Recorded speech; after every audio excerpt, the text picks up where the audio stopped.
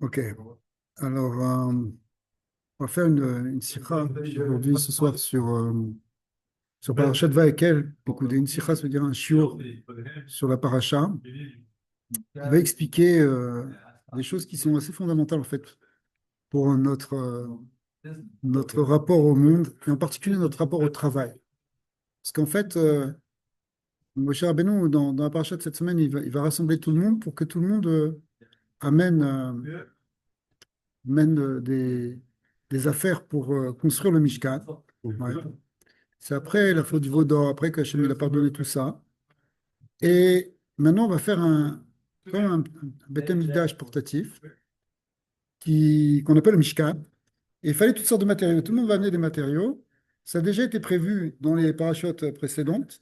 Mais après, après la faute du veau d'or et après le fait que Moshe Rabbeinu soit remonté sur le Har Sinaï pour demander pardon et recevoir de nouveau la Torah, maintenant il redescend et il donne les ordres de fabrication des choses. Alors déjà, on va regarder dans le Chumash, parce que la Torah, de commencer, avant de commencer le- l'ordre de faire le Mishkan, elle commence à rappeler les lois du Shabbat. Alors, d'ailleurs, le rabbi va demander la question, mais en fin de compte, on connaissait déjà les lois du Shabbat. Pourquoi les remettre ici? Alors, on lit le premier verset de la paracha de cette semaine. Vayakel Moshe et kol adat bnei Israël.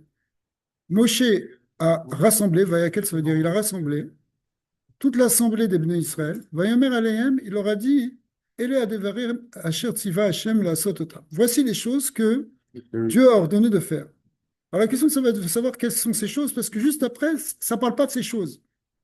Ça ne parle pas du Mishkan. Ça parle d'abord, regardez Rashi ce qu'il nous dit. Alors en marron, c'est Rashi.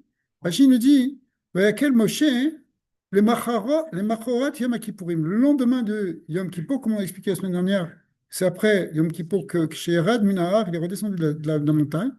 V'ulachon ifin, chez Eno Osif Anashim Biyadam. Bon, donc ça se passe après Kippour. Le deuxième verset, c'est Sheshet Yamim Taase Melacha.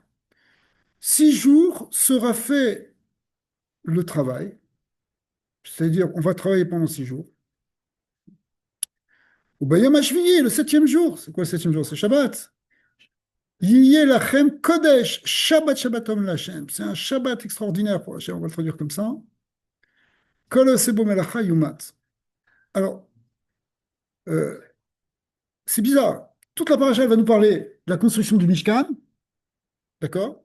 Et ça commence pas par le Mishkan, ça commence par Shabbat. Alors, quel rapport? C'est comme si, tu sais, je vais te parler de quelque chose, puis je te parle d'autre chose.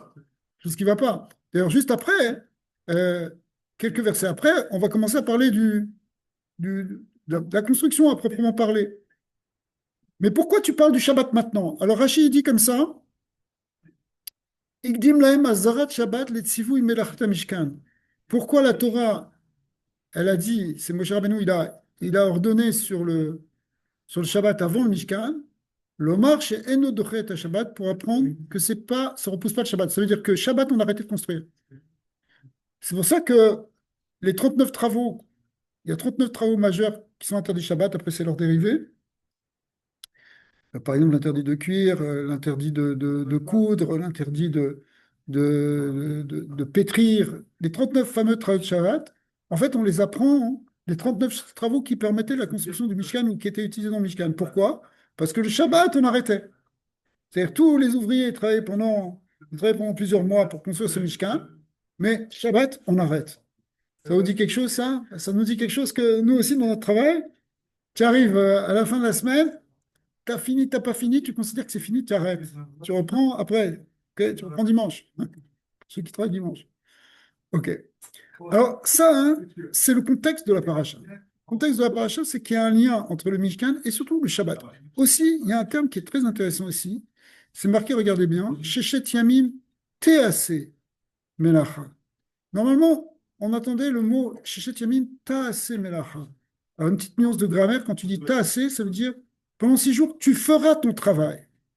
Mais quand tu dis TAC, c'est une forme passive, ça veut dire il sera fait ton travail. Pendant 6 jours, il sera fait ton travail. Quelque part, comme si c'est une indication que c'est pas toi vraiment qui fais ton travail.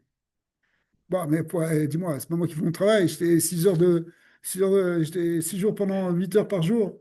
Je me suis débattu. Oui, mais quelque part, quelqu'un qui ressent bien, il sent que c'est Hachem qui l'a aidé, que c'est Hachem qui l'a poussé. Même s'il a fait des choses, la chose, elle est faite par elle. Et ça va être un point très important qu'on va essayer de développer, justement, dans la Sira. Alors, euh, voilà, c'est comme ça qu'on fait. Alors, la Sira, elle commence comme ça, hein, mais on va faire plutôt comme ça. Voilà.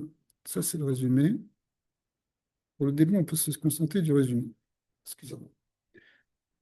Alors, au début de la paracha, Moshe rassemble les béné Israël. On a lu ces psukim, donc il les a rassemblés.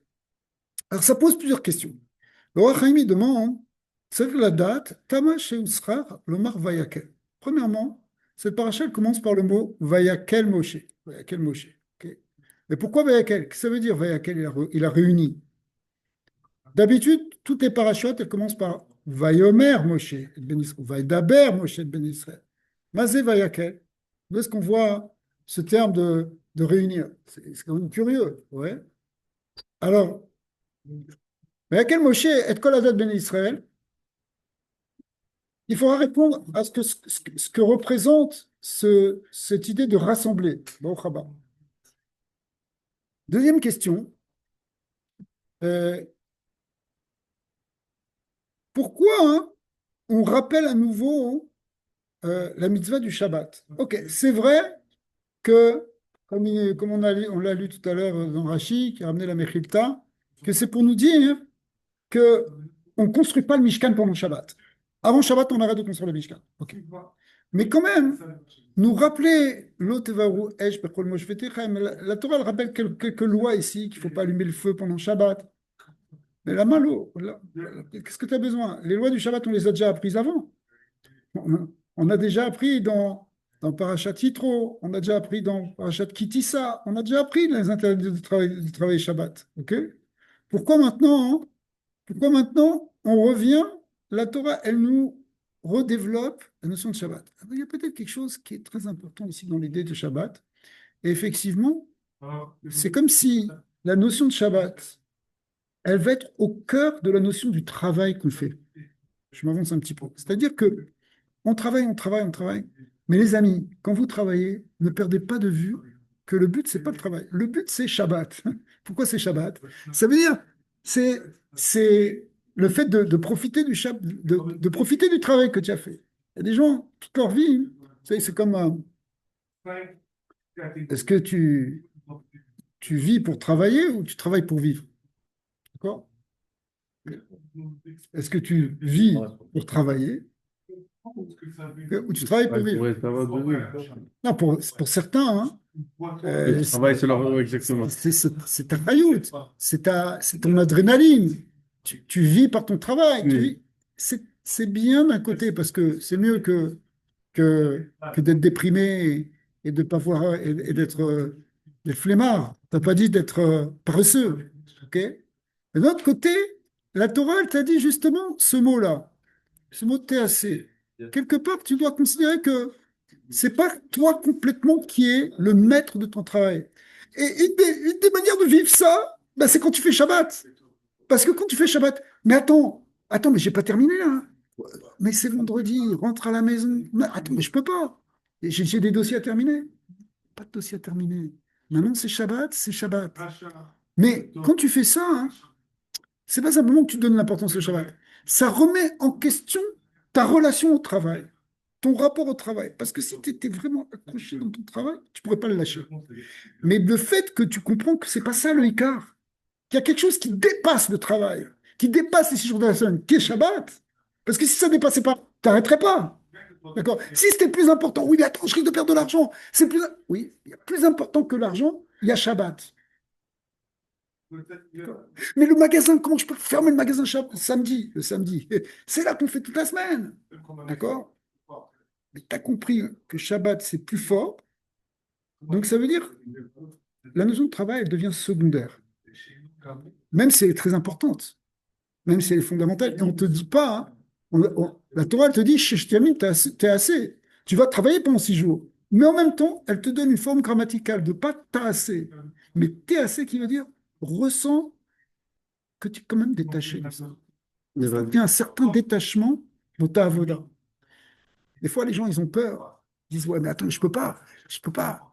Et qui va payer les bills? Qui va payer les factures? Comment je peux en sortir? Ok. Jette le TAC. C'est Hachem qui va te payer les factures. Ah, mais alors pourquoi je travaille? Ça, c'est la question qu'on va voir après. Parce que si le travail il est fait par lui-même, c'est parfait. Je vais m'acheter un grand écran et je vais regarder la télévision pendant une semaine. Non, non. Il y a autre chose. Il y a quelque chose qu'on doit faire. C'est clair qu'on doit aller travailler. Mais pourquoi? Après tout, Hachem il donne la parnassa. Rabbi, Ouais. comme on ne travaille pas les Shabbats, si vient on dit maintenant on a un business, est-ce qu'il faut le fermer le Shabbat aussi, même si tu ne travailles pas le Shabbat? Faut le fermer. Ou bien, ça, c'est des questions d'halakha que tu poses qui sont très intéressantes. Parfois, je ne sais pas si tu as un associé ou un employé qui n'est pas juif, donc qui lui n'est pas limité par les lois du Shabbat, enfin, n'est pas ordonné des lois du Shabbat, eh bien, tu peux peut-être t'associer avec lui et que les recettes qu'il fait, qui sont faites pendant Shabbat, c'est des recettes qui sont pour lui. Après, c'est tout un arrangement. C'est ce qu'on fait d'ailleurs dans la plupart des centres commerciaux où il y a des gens. Exactement. Alors, c'est pour ça que, bon, ça c'est prévu. En général, le RAF de la ville, il prépare des contrats qui après sont signés avec un employé, par exemple, ou un associé. Et c'est comme ça, en fait, que l'employé non juif qui ouvre le magasin Shabbat parce que c'est obligé d'ouvrir dans ce centre commercial, eh bien, il reçoit son salaire comme un salaire qu'il a gagné lui pendant Shabbat. Mais Ça veut toi, dire, c'est-à-dire, toi, tu gagnes rien pendant Shabbat, c'est lui qui gagne tout pendant Shabbat. Après, tu fais un rééquilibrage si tu veux. ouais. Mais c'est comme ça qu'on s'en sort. Ça veut dire que, comme Vérandy il prend un salaire de 10 000 dollars par année, alors ces salaires ils sortent de tous les samedis qu'il travaille. C'est comme ça. Toi, tu le payes au fur et à mesure de la semaine, mais ton contrat, c'est que Ouais. tous les samedis et les Ouais. vendredis soirs et les samedis toute la journée. Que ça va, c'est pas pour toi. Et maintenant, Vérandy, c'est un business qui est en ligne, qui ferme vraiment jamais. Toi, tu travailles pas, mais ça veut dire que les gens, ils peuvent commander pendant Shabbat, tu as de l'argent qui rentre. Quand même, Shabbat. Si ça se fait automatiquement, ce sera ton problème. Je peux pas. Il faut faire longtemps pour donner de l'argent à Si quelqu'un, par exemple, il vient chez toi, un gars qui vient chez toi, il te met une enveloppe d'argent dans ta boîte aux lettres, ça rentre tac, dans la maison. Ça rien fait. Tu comprends? C'est un peu la même chose dans cette internet. Toi, maintenant, toi, tu as fermé ton ordinateur parce que après, ça se passe dans un serveur qui est peut-être à l'autre bout du monde et la personne, elle fait ce qu'elle veut avec. Tu comprends? Voilà. Ouais. Ouais. Ouais. Après, bon, il y a des gens qui font attention quand même à ça. Par exemple, qui pourrait, euh, par exemple, quelqu'un qui met. En tout cas, c'est une question. Théoriquement, il y a des permissions, c'est permis. Maintenant, après, il y a des possibilités aussi de fermer un site. Certains, ils ferment des sites, par exemple. Vraiment, C'est- ouais. ils ferment pour les gens. Ouais, je sais pas, les sites de commerce, mais par exemple, C'est juste parce que si tu as quelqu'un qui travaille, même si c'est un gars qui travaille, qui vient dans le shop, qui répond des téléphones, qui envoie des papiers, Ouais. ça c'est une chose, mais ça veut dire s'il n'y a personne, le business, il ne travaille pas, personne ne répond les téléphones, il ne répond pas aux emails, il n'y a pas de demande, c'est juste qu'il y a des commandes qui rentrent parce que c'est Internet. C'est pas un problème. À chaque fois le bénéfice. Et tu vas pas besoin de te forcer, tu vas pas besoin de. Parce que ce gars, il faut. Tu sais, Razak. Alors, maman, hein. Oui, vas-y. Alors, le sujet du coup, c'est sur la parachute Vayakel, mais c'est-à-dire la construction du Mishkan, mais en fait, le sujet à proprement parler, il est sur les premiers versets, où avant de parler de la construction à proprement parler, la Torah rappelle que c'est interdit de faire des travaux Shabbat. Alors, on se demande pourquoi. Et surtout, il y a plusieurs choses. Premièrement, pourquoi la paracha commence par le mot Vayakel? Vayakel, Moshe, il a réuni. Qu'est-ce que c'est que ça pour David? Il ne fallait pas dire Vayomer Moshe, Ben Israël. D'accord? Vaïdaber Moshe, Al-Kol Adat Ben Israël. Comme c'est marqué dans tous les versets. Et deuxième question, pourquoi c'est marqué aussi TAC? La Torah, et aussi, pourquoi après on va l'appeler Shabbat Shabbaton? Shabbat Shabbaton, en général, ça désigne plutôt quelque chose qui ressemble à Yom Kippour. Yom Kippour est appelé Shabbat Shabbaton. Ici, le Shabbat, il est appelé Ubayom Hashvi Yelachem Kodesh Shabbat Shabbaton Lachem. Ce sera un Shabbat Shabbaton. C'est quoi cette expression de Shabbat Shabbaton? On va voir. Effectivement, c'était le nom de Yom Kippour, on va voir qu'il y a un lien. Alors, ça, c'est les questions qu'on a posées, qu'on a bien posées sur ce début de paracha. À son niveau, il a pas le même chemin. Alors, d'un côté, on voit dans le paracha que c'est marqué Sheshet Yamim Taase Melach. Pendant 6 jours, TAC, on a dit TAC, cette forme un peu passive, qui veut dire que le travail sera fait, en quelque sorte, le travail sera fait. Il sera fait par qui? Oui, oui, tu peux dire par Hachem, ok. Ou bien, hein, il y a un autre passouk qu'on a dit plus haut, bah, dans les 10 commandements, dans la parashat Yitro, où c'est marqué Sheshet Yamim Ta'avod, tu vas travailler. Ah, il y a une petite contradiction. Parce que quand tu dis Ta'avod, d'accord, Ta'avod, ça veut dire que c'est toi qui travailles là, au Chabat. Mais quand tu dis TAC, c'est pas toi qui travailles, c'est fait, ça se fait par soi-même. Alors, où est-ce qu'elle est la place? Où est-ce qu'il est, en quelque sorte, si vous voulez, ces deux versets, vous comprenez les deux formes. Il y a un verset qui te dit, pendant 6 jours, tu vas travailler. Et pendant 6 jours, le travail sera fait. On ne sait pas par qui. Bon, il sera fait ton travail. Pas forcément par toi.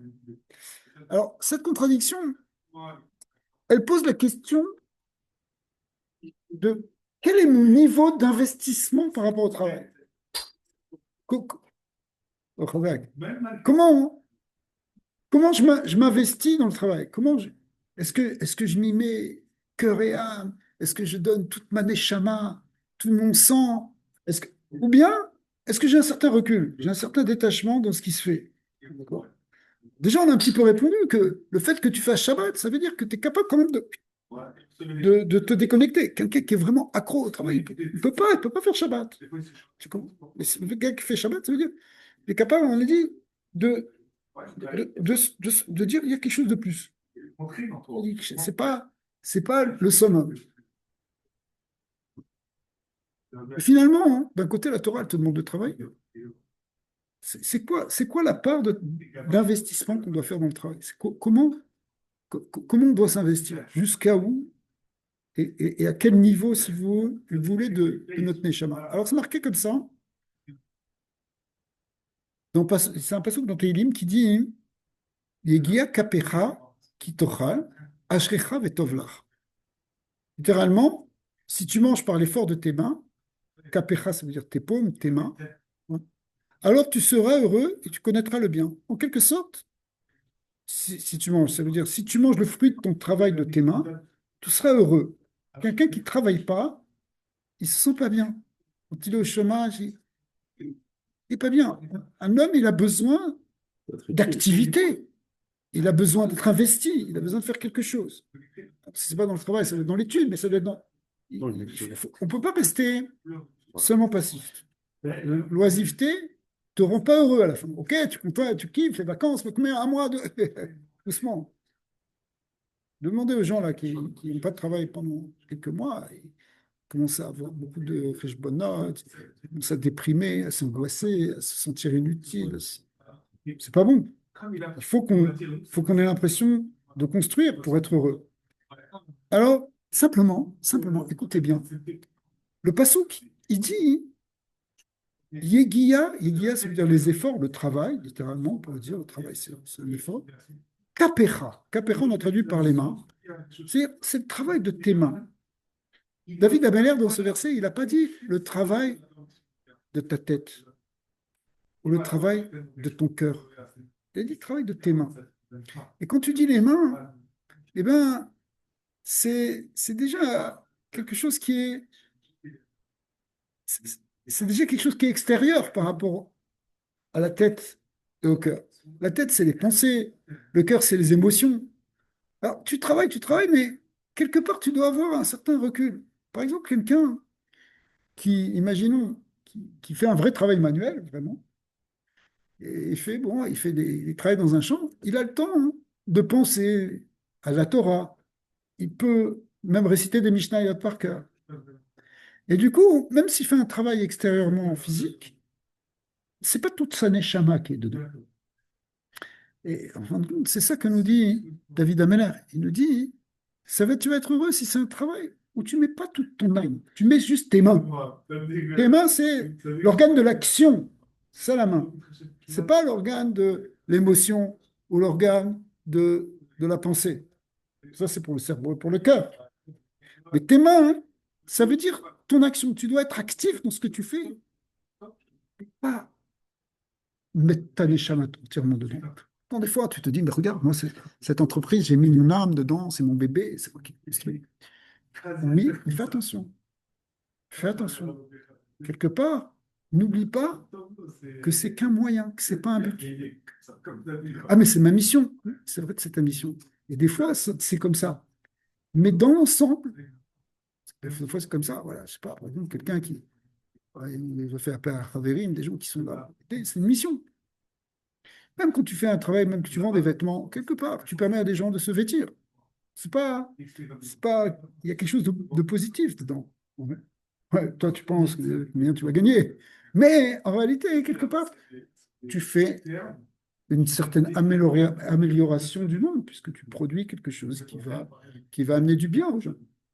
Des vêtements. C'est une bonne chose, des vêtements. Quelqu'un qui n'a pas de vêtements, c'est cher. Donc, c'est un bien, un plus dans le monde. Mais en même temps, tu dois avoir un certain détachement, parce qu'il y a quelque chose qui est plus grand, il y a quelque chose qui est plus haut que ton travail.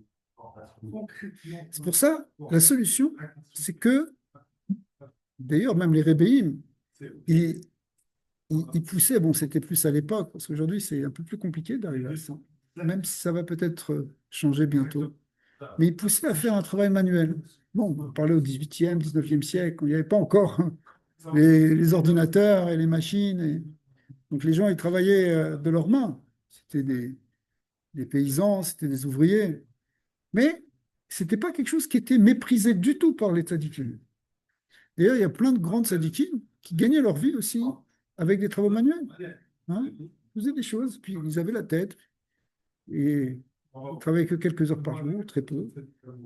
Et puis, leur tête, elle était surtout dans la Torah. Parce qu'ils gardaient leur tête pour la Torah. Maintenant, nous, de nos jours, c'est un peu plus difficile. Parce que, je ne sais pas, si tu es comptable, il faut que tu mettes ta tête dans les chiffres. Si tu es informaticien, il faut que tu mettes ta tête dans le data et dans les programmes. Donc, c'est ta tête que tu vas mettre, c'est pas que tes mains. Au contraire, des fois, tu restes, la seule chose que tu fais avec ta main, c'est bouger ta souris et c'est tout. Ok. Mais peut-être que ça va changer maintenant de plus en plus avec le côté où on a de plus en plus d'outils qui nous facilitent la vie avec l'intelligence artificielle. Où les gens, ils ont peur de nos jours que les gens, ils deviennent bêtes Ouais. parce qu'il n'y aura plus besoin de réfléchir. Ça dépend. Ça dépend. Ça dépend comment tu vois les choses. C'est sûr que quand on a inventé les tracteurs pour tirer des charrues, on a facilité les gens qui étaient là au départ avec la main pour faire des choses comme ça. C'était beaucoup plus pénible. Mais en même temps, tu les as libérés quelque part. Tu leur as permis d'alléger leur travail. D'accord? Bon, au tout début, les charrues, quand on a commencé l'agriculture à l'époque de l'Égypte, à peu près, ouais. Les charrues, ils n'étaient même pas tirés par des animaux. C'était à la main. Et là, ils avaient un petit outil comme ça. Ils posaient la terre, le truc, mettre des graines. Après, ils se sont rendus compte que si on accroche ça à un bœuf, c'est facile. Quand même, il faut tenir le truc, il faut être là derrière, il faut marcher derrière. Après, ils ont inventé les tracteurs et les moissonneuses boiteuses qui à peine ne te font pas le pain dans le camion. Mais, mais quoi? Quelque part, c'est des outils qui allègent le labeur de l'humanité. Et l'intelligence artificielle aussi, ça peut être ça, quelque chose qui va faciliter et nous rendre plus libres. Ça dépend comment on le prend. Bon, je vois la chose. Parce que tu as un outil. Maintenant, par exemple, avant, il fallait que tu fasses une lettre, Ça te prenait une demi-heure pour faire la lettre. Maintenant, tu dis, fais-moi ça, et 30 secondes après, la lettre, elle est faite. Je prends un exemple. D'accord? Mais, Bon, ça. mais ça va être encore plus que ça, parce que ça va être lié avec la robotique. C'est-à-dire que tu vas avoir des machines qui vont tout te faire. Tout te faire et tout te penser. Et là, théoriquement, si on est intelligent, on profite de ça pour mettre notre tête dans la Kedusha, dans la Torah, dans la Avodat Hashem, dans la connaissance de Dieu. C'est ce qui est prévu dans les textes des prophètes. Ils nous disent qu'en Mashiach, bien, la terre sera remplie de la connaissance comme l'eau recouvre les mers. Ouais. Et cette connaissance, les Chachamim nous disent, c'est pas la connaissance, c'est une connaissance technologique, des connaissances de toutes sortes de choses, mais c'est avant tout la connaissance d'Hachem, c'est-à-dire la connaissance de la sagesse, la connaissance de la volonté divine. Ça, c'est le but, en fait. C'est pour ça que on comprend que le travail, c'est un moyen, hein. C'est un moyen de subsistance, c'est un moyen aussi peut-être de réalisation personnelle, mais ça doit être que jusqu'à un certain point. Parce que le but, il n'est pas là. Le but, il est de vivre avec Hachem. Maintenant, attention, ce n'est pas des paroles qui sont là pour nous décourager de travailler, Chas Hachem. C'est pas ça. Mais c'est pour apprendre dans notre travail à vivre avec l'idée de Shabbat, à vivre avec l'idée de Emouna. Par exemple, tu as un problème avec un client, tu commences à t'énerver, à paniquer, c'est la fin du monde, mais je risque de perdre ton client, il veut m'arnaquer. Calme-toi, calme-toi. Il y a un maître du monde, c'est pas que tu travailles ou que tu ne travailles pas, à la fin, il y a Shabbat. Tu comprends? Ça veut dire il y a autre chose. Il y a quelque chose de plus grand, que tout ne dépend pas de toi. Tu veux faire un dossier, alors tu montes un dossier, et tu t'investis, tu fais les choses bien, comme il faut, tu sais bien présenter les choses pour obtenir une signature d'un client, d'accord? Un contrat. Ok.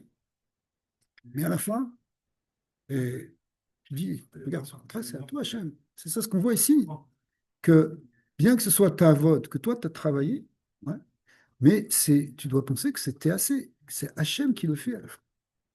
Tu comprends? Et pour ça, il faut que tu comprennes que ton travail, il faut que tu ne sois pas investi pleinement au sens de ta neshama dedans. C'est tes mains qui doivent être dedans, pas ton âme.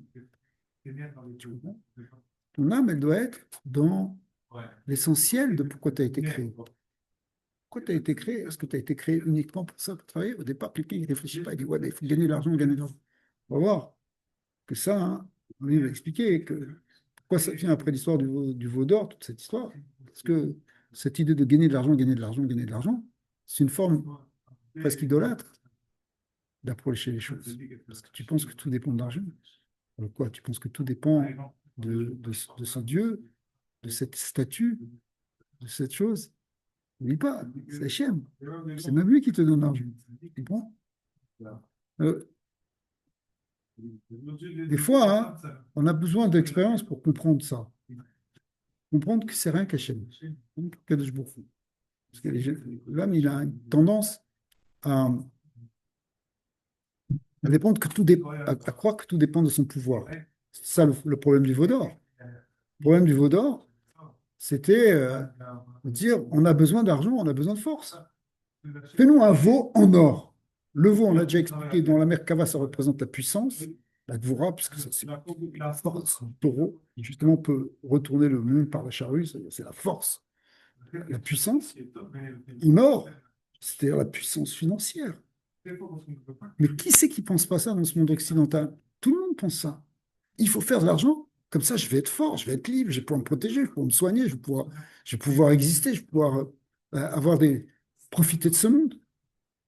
Alors que si j'ai pas cet argent, je suis foutu. Alors, tu n'as pas dit d'être pauvre. Tu n'as pas dit ça. Mais on t'a dit, travaille, mais en même temps, sache que c'est pas ça le pouvoir. Le pouvoir, c'est Dieu qui te le donne à travers ça, mais c'est Dieu qui te le donne. Il te le donne à travers ton travail, ton pouvoir. Parce que tu es bien content, effectivement, quand tu as eu ta paye, de pouvoir amener quelque chose à la maison et même payer déjà ton mortgage. Tu es bien content de tout ça. Mais en même temps, tu dois savoir que c'est Hachem à travers ça. Toi, tu n'as été que le Kéli extérieur de la chose. Vous prenez comme la main. La main, elle ne fait qu'obéir au cerveau, à fin de compte. Ce n'est pas la main qui fait. Si, Chas v'shalom. Ok. Alors, le rabbi explique là-bas que c'est pas quelque chose de négatif, tout ce qu'on vient de dire. Au contraire, c'est la manière d'amener la bracha dans ton travail. Pourquoi c'est la manière d'amener la bracha dans ton travail? Parce que tu laisses la place à Hachem en faisant ça.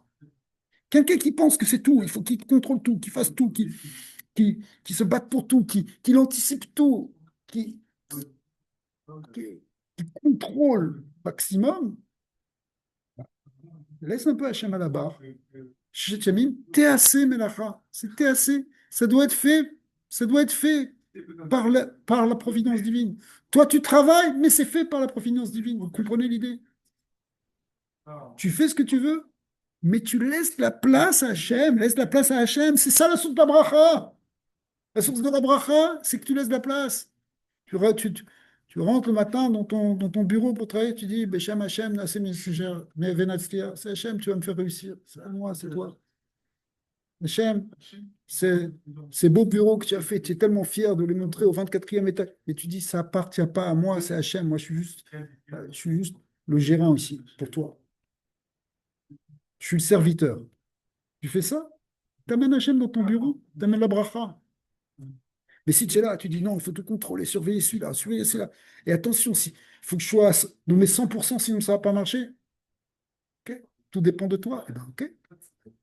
Ça dépend maintenant de tes limites à toi. Si tu mets Hachem, lui Hachem, il est limité. Comment on met Hachem Rabbi dans notre travail? Ben, c'est d'abord en comprenant ça, que quelque part, toi, tu as avod, tu travailles, mais tu es assez, c'est Hachem qui va faire que tu vas réussir. Pourquoi? Parce que tu peux d'ailleurs, Shalom, travailler, et finalement que ça ne marche pas. Et tu peux ne pas travailler une fois par semaine, ça marche. Ça marche. Parce que par exemple, tu sais que ça vient Pas la pas. meilleure façon. La meilleure façon, Techniquement, pas. techniquement parlant, c'est de travailler avec la Emouna. De travailler tout en ayant un certain détachement. Et une des manières de se détacher, c'est savoir qu'en fin de compte, le Shabbat. Shabbat, pourquoi tu ne travailles pas Shabbat? Mais comment tu peux? Les Grecs, ils n'étaient pas contents de ça. Ils disaient, mais il faut travailler, on est venu une semaine pour travailler, donc il faut travailler 7 jours sur 7. Il n'y avait pas encore le dimanche et les congés payés et tout ça. C'est et les vacances, et Tu as le déjà, chômage. tu as les vacances, c'est un C'est bonus. pas tout ça. Tu as confiance en Hachem. Ah. Tu donnes extra. La, la vérité, j'ai observé qu'on peut travailler moins dans la vie et on gagne plus d'argent. C'est ça. Alors, Ou des fois, on travaille, on a peur et ça ne marche pas. ça ne marche pas. Des fois, on lâche pour la ceinture. Il faut avoir les Mouna et laisser la bracha d'Hachem rentrer dans ta vie. Tu comprends? C'est ça qu'Hachem il veut. Il veut qu'on ait la bracha dans notre vie. Donc laisse-le rentrer. Laisse-le rentrer dans ta vie. Alors, Donc, il ne faut pas que je m'énerve hein, si j'attends mon contrat qui passe, ça fait 5 mois. regarde, dans ces cas-là, il faut prier et dire à Hachem, si tu penses que c'est bien pour moi, que ça passe par là, ça passe par là. Mais si tu es trop sur ça, peut-être que Hachem il t'a réservé une autre manière. Alors laisse-lui aussi. Il faut s'accrocher sur quelque chose. Toi, tu penses, tu as fait tout ton truc, tu as bien ficelé ton dossier, tu as bien fait, tu as tout bien fait. Maintenant, après, regarde, Ça entraîne un peu. moi, je suis qu'au service. C'est pas moi le boss. Bon. Alors, c'est marqué comme ça dans un mamar de Chassidut. Karov Elechem. Pardon, Karov Hashem le Kol Korean.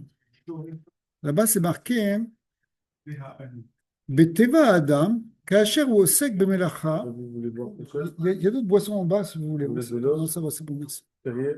C'est un verre d'eau du robinet. Merci. Alors, Beteva Adam, chez Kacher ou Osek Bemelacha, בדבר שיש לו תענוג ממנו, אפילו כאשר ישקיע בכך כוחות רבים, אין הוא מתייאב כל כך, כי הדבר ערב לו. אבל אם יעסוק במלאכה בדבר שאינו ערב לו, הנה אפילו אם יערב רק מעט, יתאהב שבעתיים. Il y a un principe qui a été relevé dans un mamar de Chassidut, mais en fait on peut le comprendre assez facilement. Quand tu fais quelque chose qui t'apporte une satisfaction, qui t'apporte un plaisir, tu travailles et que tu aimes ce que tu fais, alors tu ne sens pas la fatigue parce que tu es bien dans ce que tu fais. Par contre, quand quelque chose, tu n'as pas envie de le faire, c'est une corvée pour toi, même un peu, ça t'épuise. parce que tu es obligé de te forcer, pas de plaisir, tu n'as pas de tanou, tu n'as pas de réchec. Alors, le rabbi explique sur cette idée que מצד זה שאין האדם כל תענוג וערבות בענייני גשמיות, ואין הוא עוסק בכך אלא מצד האחד, הנה כיוון שעצם הדבר אינו רצוי בעיניו, והוא מצפה לרגע שבו, הוא יוכל לסיים את העסק לפניו, עניין תורה ומצוות, אזי גם בינת מועטת שהשקיע בכוחו בדבר, מתיישבה אותו ביותר. Une des manières d'arriver à ne pas se noyer dans le travail. Quelqu'un ici, oh, il travaille 18 heures par jour, ne peut pas venir dans les shiurim, parce qu'il n'arrive pas à travailler, il n'arrive pas à s'arrêter. Mais si tu comprends qu'il y a quelque chose qui t'amène plus de plaisir, plus de bonheur que simplement le travail, alors tu vas être capable d'avoir ce détachement pour pouvoir, à la fin de la journée, aller étudier la Torah. Pour étudier, hein, tu peux étudier, hein, parce que c'est pas quelque chose que tu t'es mis à adorer. Donc. Tu peux aimer ton travail depuis une certaine limite. Pour pouvoir dire, OK, maintenant je suis content d'arrêter de travailler pour aller étudier. C'est marqué, écoutez bien, que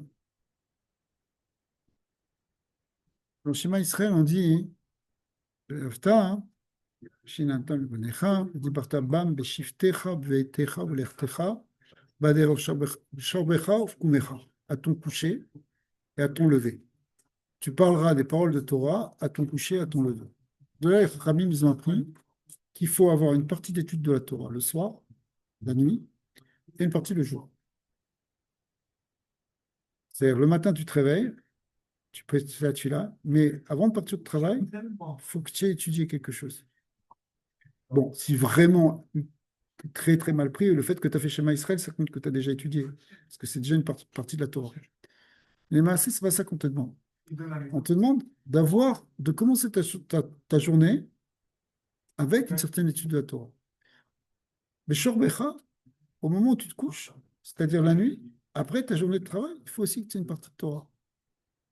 Même si c'est pas long, même si tu as une journée très fatigante, lis quelque chose. Lis une halakha, lis une Mishnah, fais un passouk. D'accord? Pourquoi? Parce que c'est ça qui doit être l'essentiel de ta journée. Ah, moi, j'ai travaillé 10 heures aujourd'hui. Ben, ces 10 heures, c'était une parenthèse dans ton étude de la Torah qui a commencé ce matin et qui finit ce soir. Ma étude ce matin, c'était 5 minutes, ce soir, c'était 5 minutes, oui. Mais ta vie, c'était cette étude de la Torah, ta vie, c'était la Torah, et entre parenthèses, tu as mis tout le travail dedans. Même si ça a pris beaucoup de place. Mais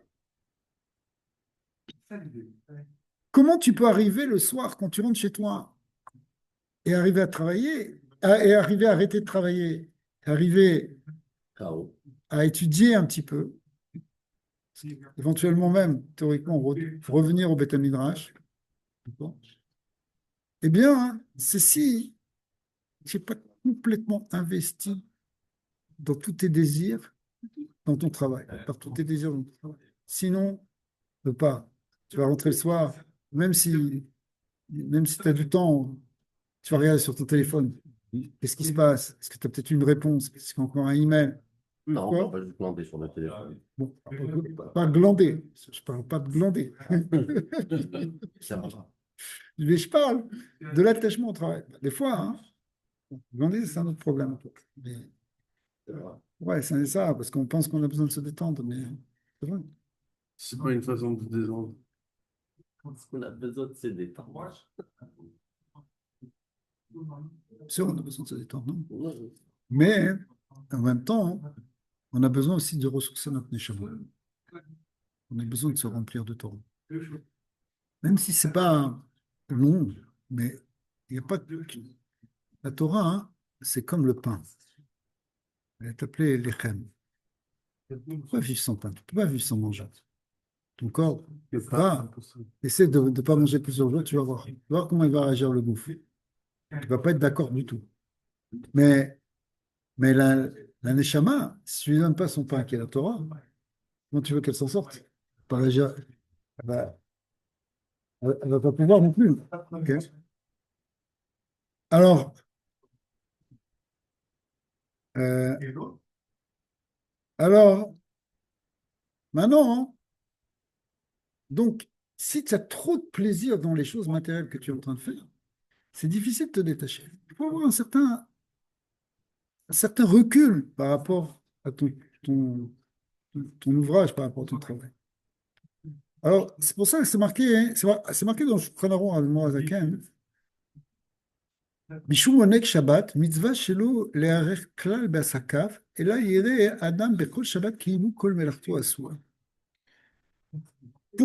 Si tu veux kiffer ton Shabbat, il te dit, il faut pas que tu aies la tête encore dans les préoccupations de ton travail de la semaine. Si tu es en train, tiens là, tu rentres, tu vas vendredi soir, tu sors de la choule et tu es en train de penser, ouais, mais est-ce que j'ai bien fait de vous parler comme ça, et celui-là pour avoir ce dossier. C'est pas, tu peux pas kiffer Shabbat. Parce que ta tête, elle est encore là. Il faut absolument que je vende encore au moins 600 pièces, sinon, comment je vais finir le mois? C'est pas bon. C'est pas bon. Tu kiffes pas Shabbat, tu es dans les soucis. Tu es encore dans les soucis de la semaine, matérielle. Ouais. Si tu veux vraiment rentrer dans le Shabbat, il faut que tu coupes avec le travail. Il faut pas que tu y penses, même si c'est pas Alpi Halacha, c'est pas Assour. Il n'y a pas de Issour de penser au Essek, mais celui qui est sa tête dedans, ça lui. Le Balatani, tu dis, il peut pas vivre le Talmud Shabbat. Talmud Shabbat, c'est quand tu es mamash, tu rentres dans la Gdushat Shabbat et tu oublies tout le reste. Donc, alors, le rabbi dit que quand un homme il est trop préoccupé, très préoccupé par ses affaires dans la semaine, c'est-à-dire si pendant la semaine, il était très investi dedans et très soucieux, c'est très difficile de faire ce détachement Shabbat. Des fois, tout le vendredi et même le samedi matin, et peut-être Shabbat après-midi, et encore, tu commences à repenser que tu vas sortir Shabbat et que tu vas vite courir pour régler tes trucs. Mais la solution pour ça, c'est que pendant la semaine, tu n'étais pas trop investi mentalement. Pendant la semaine, tu n'étais pas trop complètement ton âme dedans. Sinon, c'est difficile de t'arracher. Comment tu peux passer d'un l'un à l'autre? C'est vrai qu'il y a des unanimes, par exemple, que le vendredi après-midi, après Chatzot, on ne doit plus faire un travail kavua. C'est quoi un travail kavua? Ça veut dire quelque chose de fixe. C'est-à-dire que tu as le droit de faire des malachot, tu peux prendre ta voiture, aller faire des courses, tu peux faire des choses comme ça. Mais c'est normalement, hein, le bureau, tu pars à 1 heure de l'après-midi, tu fermes, tu t'en vas. Parce qu'il faut que tu aies une transition pour rentrer dans le Shabbat. Si tu arrives jusqu'à 5 heures à 5h05, c'est Shabbat, tu prends une douche en vitesse, tac. Ça peut arriver, traque des fois, mais c'est pas comme ça qu'on peut faire. Parce que c'est comment tu peux rentrer dans le Gdushat Shabbat? Tu as encore ta tête dans le chol. Tu as encore ta tête dans le chol. Mais pour pas avoir sa tête dans le chol pendant le Shabbat, il ne faut pas avoir trop sa tête dans le chol pendant le chol. Pendant la semaine, il ne faut pas trop. Pour ça, gardez cette idée de Torah, gardez cette idée de Shabbat déjà présent dans la semaine. Ouais. Parce que sinon, c'est sûr qu'il y a ce qu'on appelle des marchavot zarot qui vont naître pendant Shabbat. C'est-à-dire, tu es là, dans ta Amida, et tout d'un coup, paf, tu penses à ton bureau, tu penses à ton truc, tu penses à cette affaire. Tu penses à ce souci, tu penses à ce problème d'argent.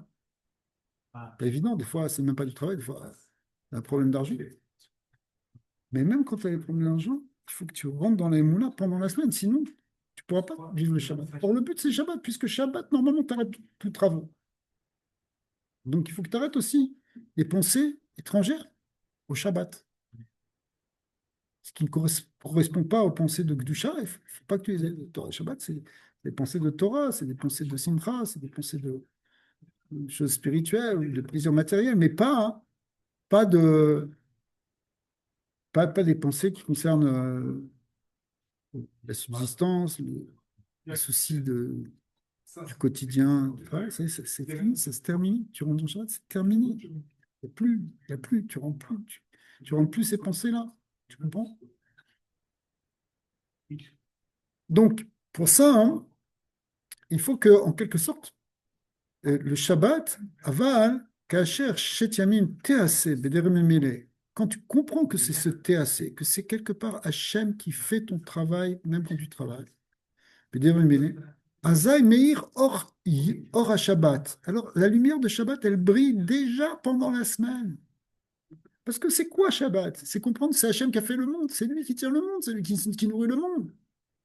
Mais si tu en as un peu conscience pendant la semaine, tu as la lumière de Shabbat qui brille déjà, même ton lundi, même ton mardi. Les tiramisu, ça s'appelle Shabbat Shabbaton, Shte Pa'amim Shabbat. Du coup, on comprend ici pourquoi la Torah, elle a donné ce terme de Shabbat Shabbaton. Paracha, elle appelle ici le Shabbat, elle l'appelle Shabbat Shabbaton. C'est pas Shabbat Shabbaton, Shabbat Shabbaton, c'est peut-être Kippour, mais Shabbat, c'est pas Shabbat Shabbaton, le Shabbat des Shabbats. Pourquoi? Parce qu'il y a une double dimension. Il y a la dimension de vivre Shabbat pendant la semaine pour pouvoir vraiment vivre Shabbat pendant Shabbat. Donc ça va être un super Shabbat. Si tu as vécu un peu Shabbat pendant la semaine, ton Shabbat, ça va être un Shabbat Shabbaton. Alors, c'est ça ce qu'il nous dit. Tiramisu, Shabbat Shabbaton. Ça devient un méga Shabbat. J'étais pas Amin, Shabbat. J'avais Gam Bemsa Shavua ou Bebechinat Shabbat, parce que même pendant le milieu de la semaine, Bemsa Shavuot ou Bebechinat Shabbat, tu es déjà dans un degré de Shabbat. Tu as une vie shabbatique pendant le Shabbat, pendant la semaine.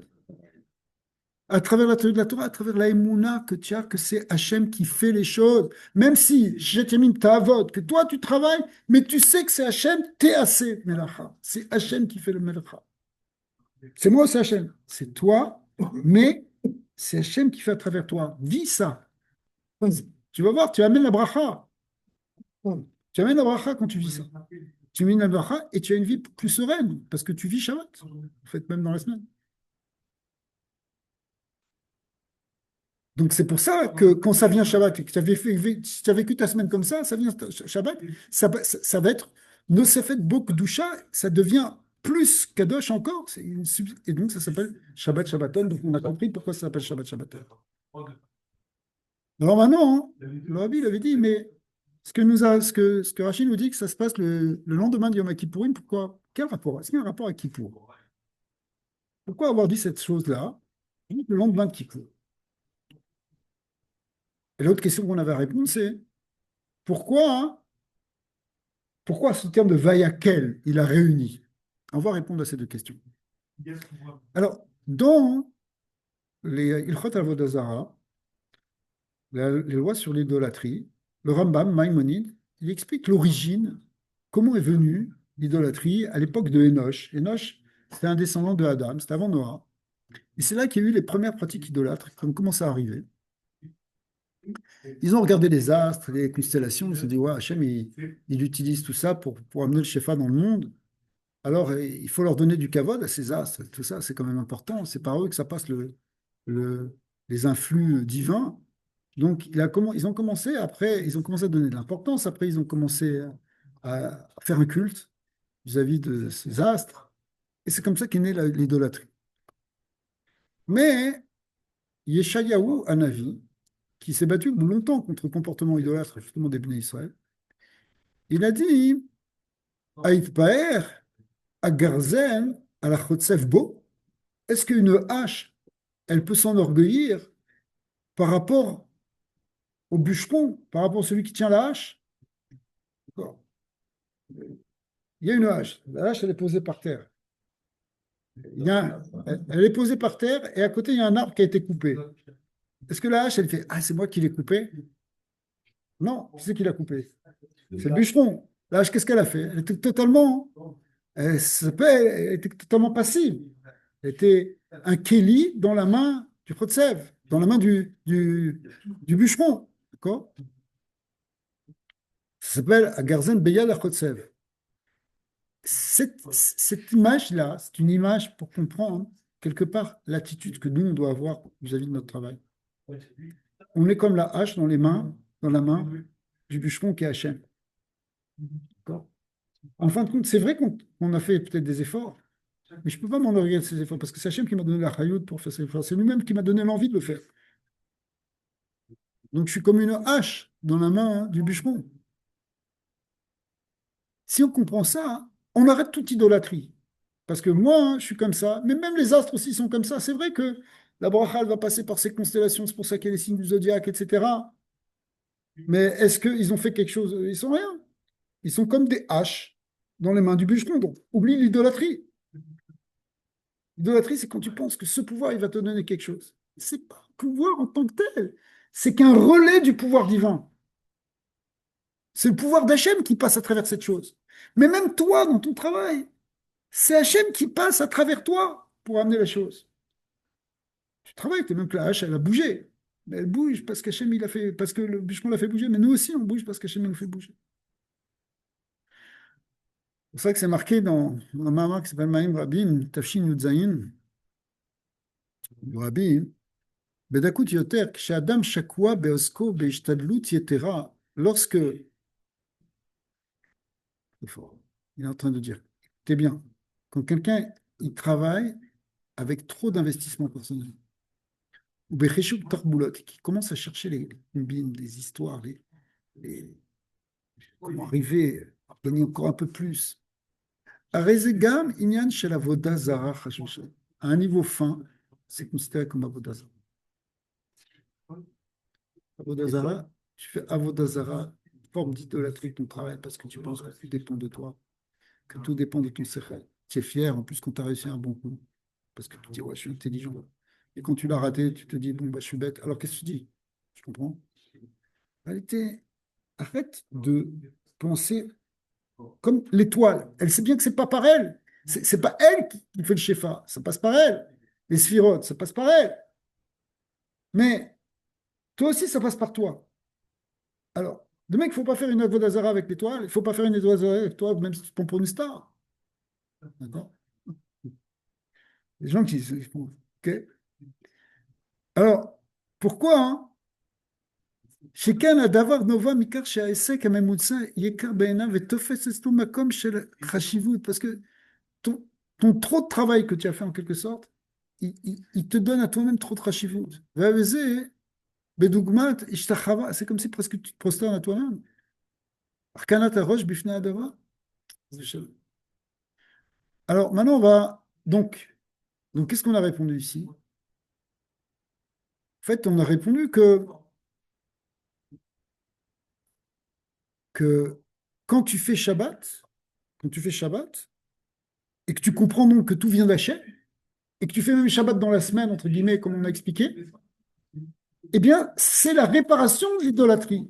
Quelqu'un qui ne rend pas ça dans sa vie, quelque part, c'est une relation idolâtre au travail, parce qu'il pense que tout dépend de lui. D'accord? Mais quand tu fais Shabbat, et quand tu as cette vision que c'est Akadosh Baruch Hu finalement qui fait tout, eh bien, tu sais, Akadosh Baruch Hu, il a envoyé il y a quelques années le Covid exprès pour que toute l'humanité comprenne ça. C'est pas parce que tu travailles qu'à la fin tu as ta subsistance. Pendant plus d'un an, les gens, ils n'ont pas travaillé. Ils ont continué à vivre. Ceux qui ont vécu, évidemment. Ceux qui étaient malades, ils étaient malades. Mais dans l'ensemble, la parnassa, elle est quand même venue. Pourquoi? Parce que, parce que tout ne dépend pas de toi dans l'absolu. Et si tu penses que tout dépend de toi, c'est une forme d'idolâtrie. Et donc la manière de sortir de ça, c'est fait Shabbat. Comprends qu'est-ce que c'est Shabbat. On prend cette idée-là. Maintenant, quel est le rapport avec Kippour? Parce qu'on a vu qu'il y avait autre Kippour. Alors, en réalité, après la faute du veau d'or, il fallait ramener le monde à sa réparation telle qu'elle était avant la faute, comme avant la faute d'Adam Arishon. Et au départ, le monde, il était ce qu'on appelle un, un Reshut HaYachid. C'est quoi un Reshut HaYachid? C'est-à-dire, dans le Zohar, le concept de Reshut HaYachid et Reshut HaRabim, parce que ça, c'est quelque chose qui existe dans la Reshut HaYachid, par exemple, c'est une maison. Reshut HaRabim, c'est la rue.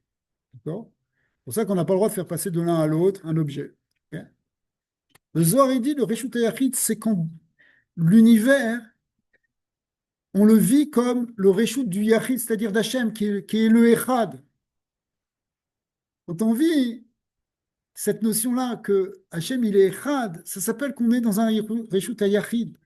Alors que quand c'est la galoute, et que tout est dispersé, et qu'il y a toutes sortes de forces dans le monde, ça s'appelle Reshut HaRabim. Et Il faut ramener le monde dans son étude, dans cette dimension de Réchut Hayarit, qu'on voit que le monde, ce soit la maison d'Hachem, c'est pas la rue, c'est pas la c'est la maison d'Hachem. Voilà Kadosh Baruch Hu dans notre vie, dans l'univers, dans le monde. Tu vois? Donc ça, hein, pour ça, il fallait cette force de rassemblement de Moshe Rabbeinu. C'est quoi Vayakel? Vayakel. Il a rassemblé, il a réuni. Réunir, ça veut dire ramener les choses dans le un, réunir. Ça, c'est quelque chose que nous, on a à faire aussi. D'amener cette réunion. Arrêtons avec la dispersion, qui sont la source de tous les conflits, tous les problèmes. Il faut qu'on ait de l'union. Que ce soit une union dans la famille, que ce soit une union dans la communauté, que ce soit une union dans le pays, que ce soit une union même dans le monde. L'unité, c'est là qu'Hachem peut se révéler. Dans la dispersion, c'est la fragmentation, c'est l'exil. Ça s'appelle Mefouzar ou Mefourad. Il est complètement séparé et c'est comme si le divin lui-même est séparé. Donc en fait, l'idée, c'est d'arriver à cette unité. C'est pour ça que Hachem, il dit, c'est pour ça qu'ici, c'est Vayakel Moshe, c'est pas Vaïdaber, il a rassemblé. Kibbutz kol ha'anim yardav, el ha'ardut ha'amitit, ou bekocho shel Moshe. Mais qui c'est qui avait cette force de faire ça? C'était Moshe Rabbeinu. Moshe, c'est une neshama kolelet. C'est une neshama qui inclut, qui réunit tout le monde. Vous savez, il y a des gens, ils sont là. Il y a moi et mon petit groupe. Il y a des gens, hein, qui peuvent s'occuper de tout le monde. Regardez comment le rabbi s'occupait de tout le monde. Le rabbi, il n'était pas simplement le rabbi de sa communauté. Il était de tous les juifs et de tous les non-juifs. Tout le monde pouvait lui poser une question et il pensait à tout le monde, il pensait à toutes les communautés. À l'époque, il pensait déjà aux communautés d'Iran, il leur envoyait des choses, des matzot. À l'époque où le premier Khomeini il était là, il marchait bon, c'était le pire de tous. Ouais. Moshe, évidemment, c'est ça. Moshe, c'est l'âme, c'est le neshama, ce qu'on appelle neshama kolelet. Elle inclut toutes les neshamot, elle a toutes les neshamot en lui. Donc lui, il a cette force de faire le kibbutz. Le Mashiach aussi. Qu'est-ce qu'il fait? Kibbutz galouyot. C'est quoi kibbutz galouyot? Il rassemble les exilés. Il réunit, il refait l'unité d'une nation et du monde finalement. Ça va, voilà. Quand on voit le travail comme ça, parce que c'est ça le sujet, en fin de compte, on répare les choses. On ramène en fait le monde comme il était avant la faute. Avant la faute même d'Adam Arishon. Begilut yeh le atid, ce qu'on verra, Samar Shabbat et Melechat HaMishkan, Aïnou Shavodazum et Miya, les Binyan, Bet Amigdash, Shtishi, Bimira, Viaminu. Ça va amener la construction du troisième Bet Amigdash. Baruch Adonai L'Olam, Amen et Amen. D'accord. Le Shabbat, c'est ce qu'on dit, non? Les Neshamot. Le Shabbat, il les reprend, il les ressemble, il les remonte vers le haut. Là. C'est exactement ça. Tout est rassemblé, tout est réuni. Rabbi. Je ne sais pas où c'est sur Zoom.